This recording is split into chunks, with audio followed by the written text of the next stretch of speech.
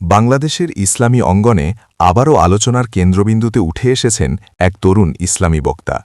চেহারা, কণ্ঠস্বর ও তাফসির উপস্থাপনার ধরনে কিংবদন্তি আল্লামা দেলাওয়ার হোসেন সাঈদীর সঙ্গে বিস্ময়কর মিল থাকায় ইতোমধ্যেই সামাজিক যোগাযোগ মাধ্যমে ভাইরাল হয়েছেন মোহাম্মদ আশিক বিল্লাহ সাঈদী। এই কিতাব নাজিল করলাম, আপনার উপরে আমি এই কোরআন অবতীর্ণ করলাম, যাতে করে যেন আপনি সারা বিশ্বের মানুষদেরকে অন্ধকার থেকে আলোর পথে নিয়ে আসতে পারেন। সুবহানাল্লাহ। তার কণ্ঠে তাফসির শুনলে বহু শ্রোতার চোখে পানি এসে যায়।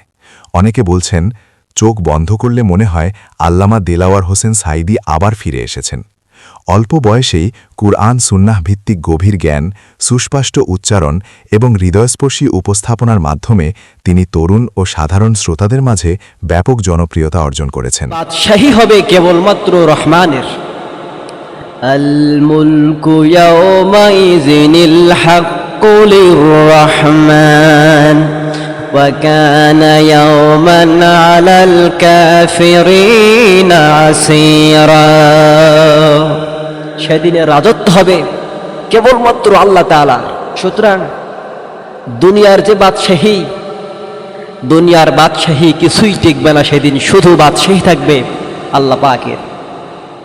সহজ ভাষায় গভীর তাফসির, দলিল ভিত্তিক আলোচনা, আবেগ ও যুক্তির ভারসাম্য, সমসাময়িক জীবনের সাথে কুরআনের সংযোগ, এই বৈশিষ্ট্যগুলোই তাকে অন্যদের থেকে আলাদা করে তুলেছে।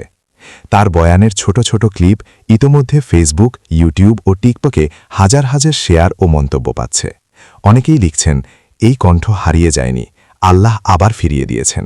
আল্লাহ রাব্বুল আলামিন যদি তার বান্দাকে মাফ করে দেন আর বলে, বান্দা তোর জান্নাত দিয়ে দিলাম, এর থেকে বড় সফলতা আর নাই। অনেকে মন্তব্য করেছেন, মোহাম্মদ আশিক বিল্লাহ সাঈদী ভবিষ্যতে বাংলাদেশের ইসলামী দাওয়াহ অঙ্গনে একটি গুরুত্বপূর্ণ নাম হয়ে উঠতে পারেন। যে কণ্ঠ একদিন কোটি মানুষের ঈমান জাগিয়েছিল, সেই ধাঁচের এক নতুন কণ্ঠ আজ আবার মানুষকে কুরআনের দিকে ডাকছে। মোহাম্মদ আশিক বিল্লাহ সাঈদী, তিনি শুধু একজন বক্তা নন, তিনি একটি অনুভূতির নাম, একটি স্মৃতির প্রতিচ্ছবি এবং আগামী দিনের আশা। আর ওই একবার ডাকের ৭০ বার সাড়া দিয়া বলে, বান্দা কি চাস, আমি তোর কাছে হাজির হয়ে গেছি। সুবহানাল্লাহ, সুবহানাল্লাহ।